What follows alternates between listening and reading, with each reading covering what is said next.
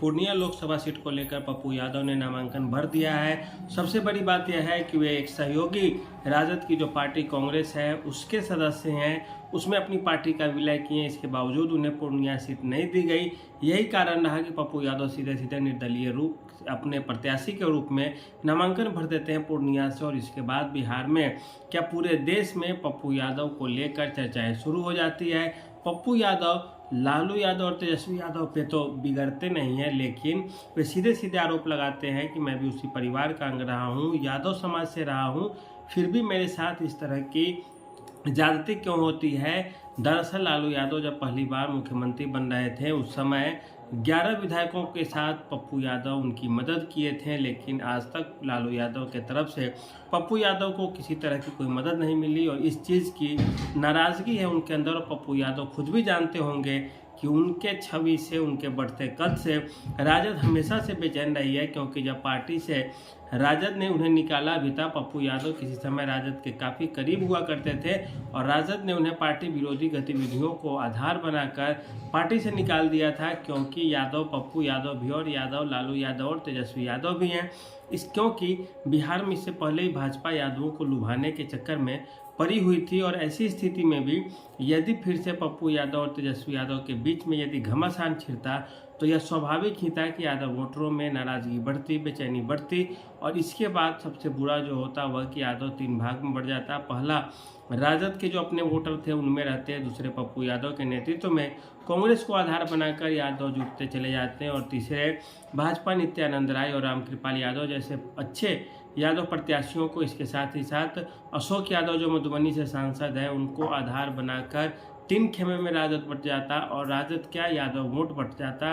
और ऐसे में नुकसान जिसे सबसे ज़्यादा होता वह राजद जैसी पार्टियां होती, राजद होती। और यही कारण है कि पप्पू यादव को लेकर पर्दे के पीछे से राजद खेमे में बेचैनी हमेशा से रहती है, प्रतिभा को लेकर, व्यक्तित्व को लेकर, वोट बैंक को लेकर, बढ़ते कद को लेकर। यह सही बात है कि पूर्णिया और कोसी के सीमांचल जो इलाके हैं, पूर्णिया, मधेपुरा, सुपौल जैसे क्षेत्रों में पप्पू यादव का कद एक काफ़ी बड़ा कद है, क्योंकि पप्पू यादव के पास लगभग सभी जाति और धर्म के लोग के समर्थन से पप्पू यादव आगे रहते हैं, आगे बढ़ते हैं। और पप्पू यादव इसी कारण पूर्णिया से काफ़ी कॉन्फिडेंस में आके निर्दलीय चुनाव के लिए लड़ने को तैयार हो गए और लोकसभा चुनाव में लड़ने जा रहे हैं। बीमा भारती जो राजद के टिकट पे आई है और जदयू में पहले थी और अब राजद में आई है, और राजद यदि उन्हें टिकट नहीं देती तो फिर इसमें और मामला फंसता चला जाता और फिर राजद खेमे में कोई नया नेता नहीं आता। इस चीज़ को भी आधार बनाकर तेजस्वी यादव ने यही काम किया कि बीमा भारती को सीधे सीधे वहाँ से उम्मीदवार बनाया। कुशवाहा जाति से आती हैं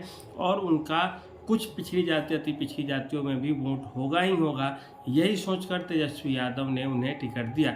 लेकिन यह मामला चूंकि पप्पू यादव का फंसा और पप्पू यादव और बीमा भारती सीधे सीधे चुनाव लड़ रही है, इसका मतलब है कि अब अवधेश कुशवाहा के लिए रास्ता इतना आसान नहीं होने वाला है, क्योंकि अब वहाँ पे जो संतोष कुमार कुशवाहा हैं वे अब काफ़ी मजबूत प्रत्याशी हो जाएंगे। 2 कुशवाहा समाज जैसे ही लड़ेगा, पप्पू यादव भी उधर वोट काटेंगे और वोट जो कटता है वह बीच वाला वोट ही कटता है, क्योंकि जो पप्पू यादव के समर्थक होंगे वे अब बीमा भारती को वोट देने नहीं जाएंगे।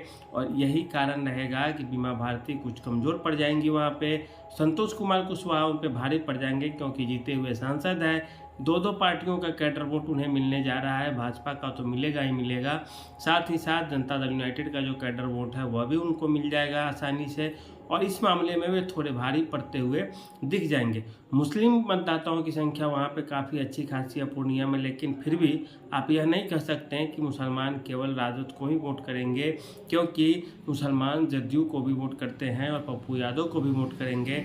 और यदि नहीं करेंगे तो फिर पप्पू यादव काफ़ी कमज़ोर दिखेंगे और फिर बाद में वह मुँह दिखाने लायक भी नहीं बचेंगे। और यही कारण है कि पप्पू यादव भी पूरे दमखम से चुनाव लड़ेंगे, राजद की बीमा भारती भी काफ़ी दमखम से चुनाव लड़ेंगी, और साथ ही साथ जनता दल यूनाइटेड के जो जीते हुए सांसद हैं संतोष कुमार कुशवाहा वे भी काफ़ी दमखम से चुनाव के मैदान में उतरेंगे और मुकाबला काफ़ी टक्कर का होगा। लेकिन इन सब चीज़ों के बावजूद एक जो सबसे बड़ी बात है यह है कि राजद और कांग्रेस में इससे दूरी बन सकती है। कांग्रेस यदि पप्पू यादव से दूरी बनाती है तो फिर पप्पू यादव को कोई डर नहीं, क्योंकि पप्पू यादव 2 दिन पहले ही कांग्रेस को सपोर्ट किए हैं। और ऐसी स्थिति में यदि थोड़ी बहुत कुछ होती भी है तो पप्पू यादव को थोड़ा बहुत इधर उधर करने में किसी तरह की नासमझी या गलतफहमी नहीं होगी और फिर से अपने पार्टी को अलग कर लेंगे कांग्रेस गठबंधन से और उसके बाद अपना अलग रास्ता अख्तियार करेंगे। कांग्रेस के सामने एक बड़ी बेचैनी होगी लोकसभा चुनाव के बाद कि पप्पू यादव जैसा एक बड़ा नेता यदि पार्टी खेमे से कट जाता है तो वह कांग्रेस के लिए एक बहुत बड़ा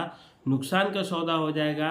वहीं राजद पप्पू यादव और कन्हैया कुमार जैसे नेताओं को कभी बर्दाश्त नहीं करेगी, क्योंकि ये सारे के सारे तेजस्वी यादव के भविष्य के लिए संकट बन सकते हैं। और राजद चूँकि एक पारिवारिक पार्टी है, एक परिवार के ज़्यादातर लोग उसमें रहते हैं और यह एक काफ़ी लंबे समय से चलता रहा है। ऐसी स्थिति में किसी नए चेहरे को प्रवेश देना या कराना उनके लिए भी सही नहीं होगा, चूँकि हर लोगों की, हर पार्टी की एक अपनी हित होती है, एक अलग राजनीति के आधार और केंद्र होते हैं। इस कारण पप्पू यादव एक चुनौती के रूप में बने रहेंगे राजद के लिए। लेकिन लोकसभा चुनाव का जब तक परिणाम नहीं आता तब तक कुछ भी कहना मुश्किल होगा। लेकिन यह ज़रूर है कि बीमा भारती के लिए कांटे की टक्कर होने जा रही है।